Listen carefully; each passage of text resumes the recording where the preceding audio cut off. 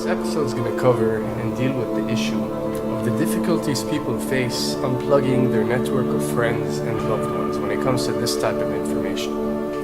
I get emails all the time from viewers and subscribers complaining that they find a high level of difficulty in communicating this type of information and this type of what people call conspiracy to their network of friends. They tell me how people reject this information, people fight it, people laugh at you, people call you crazy, call you names. And this is very common when it comes to this type of thinking and this type of knowledge, and I faced it. I assure you that everyone else who delved into this realm of research has faced it. When I first started looking into this stuff and discovering this stuff and realizing what is wrong with the world, I felt like it was my obligation to tell and convince everyone around me of this new type of information that I have come across. But in essence, years down the line, I've learned that it does not work this way. A lesson comes to mind, and this is an ancient Chinese lesson where when teachers wanted to teach knowledge, they used to tell their students that when someone is thirsty, you give them half a cup of water. If they remain thirsty, then you supply them with the second half. This means that first, when someone needs to acquire knowledge, he first has to be thirsty for it. And only after his thirst has been communicated to you, you supply them with half a cup of water.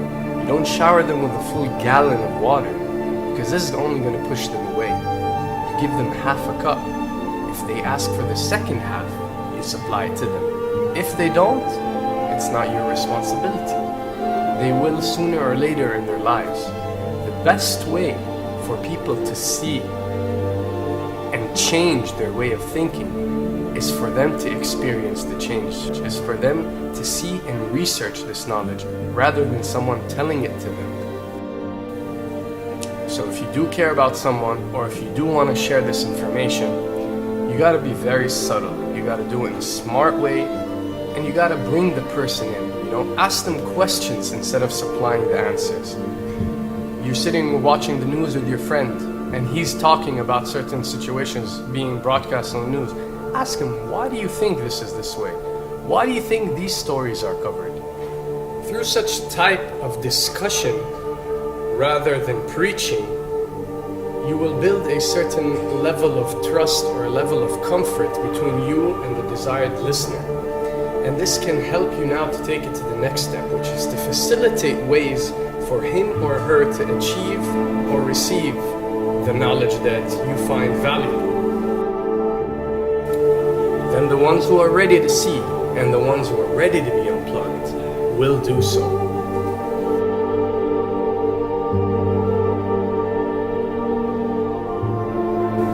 Now, why does this happen? Why would people reject such knowledge? Why would people fight such knowledge? Why would people attack you? Well, it happens most definitely for one of the following reasons.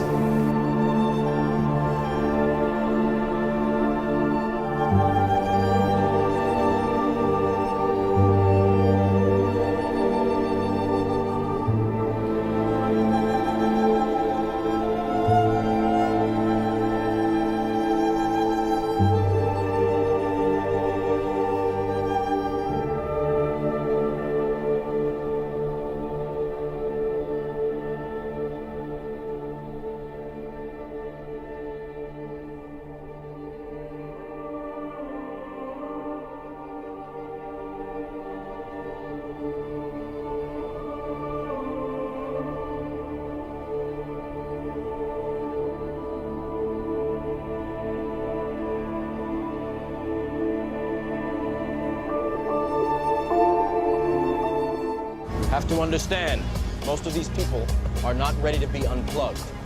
And many of them are so inert, so hopelessly dependent on the system, that they will fight to protect it.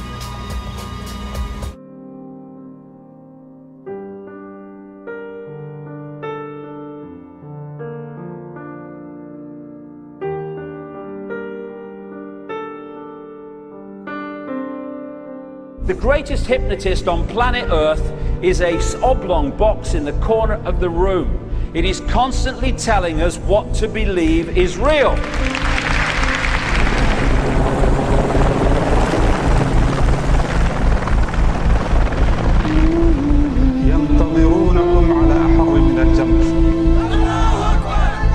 If you can persuade people that what they see with their eyes is what there is to see, you're gone. Because they'll laugh in the face of an explanation that portrays the bigger picture of what's happening. And they have. Fox noise today actually suggests the fires may have been started by Al-Qaeda. An FBI memo from late in June of this year is popping up this morning, and it's ominous.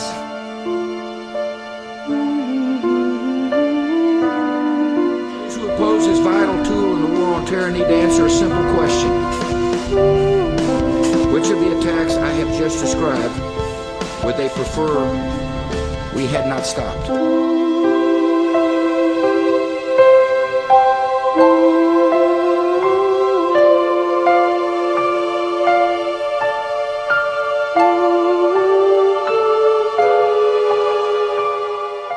You people and 62 million other Americans are listening to me right now because less than 3% of you people read books.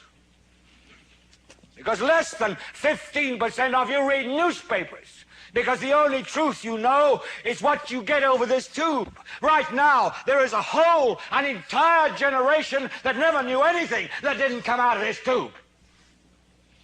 This tube is the gospel, the ultimate revelation. This tube can make or break presidents, popes, prime ministers. This tube is the most awesome goddamn force in the whole godless world. And woe is us if it ever falls into the hands of the wrong people. And when the 12th largest company in the world controls the most awesome goddamn propaganda force in the whole godless world, who knows what shit will be peddled for truth on this network. So you listen to me. Listen to me.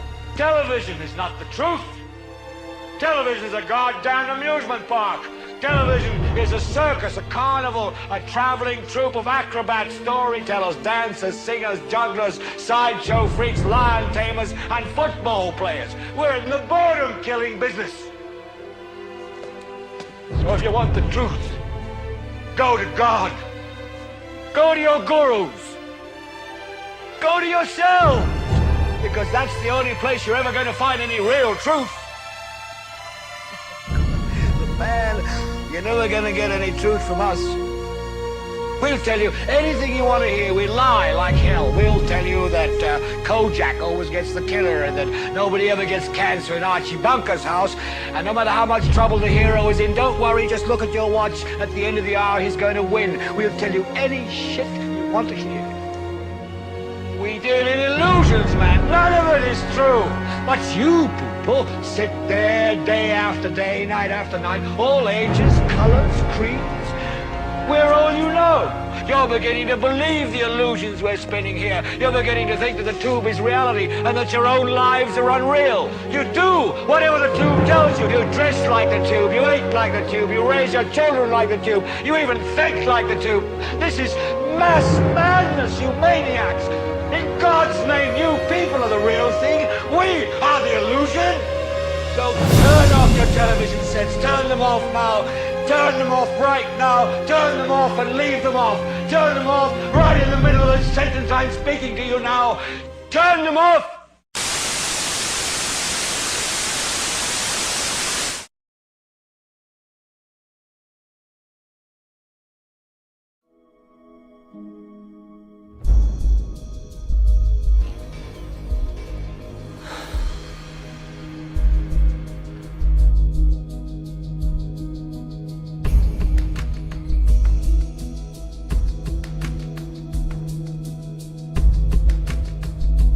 Welcome to the real world.